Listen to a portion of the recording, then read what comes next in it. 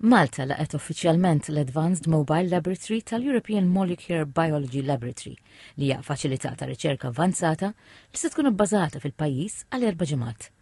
Il-laboratorju huwa mammar b'teknoloġija avvanzata, inkluż mikroskopju ta' scanning bil-laser.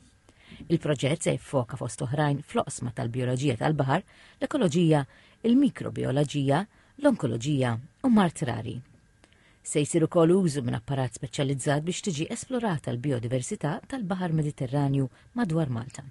Ma' TVM News, il-professur Melissa Formosa fissem l-Università ta' Malta spjegat l-importanza ta' dan il-proġett għar-riċerka.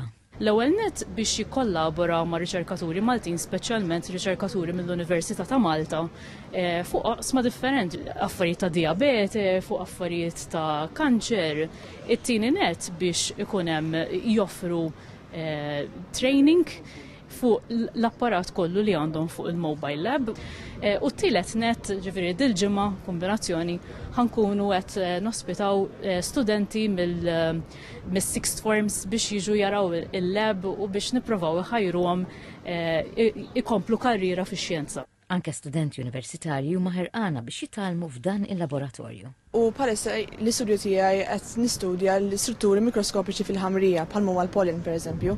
Allura bl-apparat kollu li għandhom dan il-lab ħafna tipi differenti ta' mikroskopi se nieħdlu ħafna iktar fid-dettall biex bekk inkunu nistgħu nieħdlu fi konklużjonijiet iktar accurate kif ngħidu bl-Ingliż u bekk il-konklużjonijiet tagħna jkunu iktar xjentifiċi. Ir-rettur tal-Università Alfred J. Vella qal li b'dan il-proġett l-istudenti se jkomplu jsaħħu r-riċerka u jimbuttaw il-qudiem l-innovazzjoni f'Malta. Il-Ministru Clifton Grima u s-Segretarju Parlamentari Keith Azzopardi fissru dan il-proġett bħala pass ieħor fit-triq it-tajba li biha pajjiżna ikompli jsaħħaħ il-preżenza tiegħu fix-xena xjentifika Ewropea.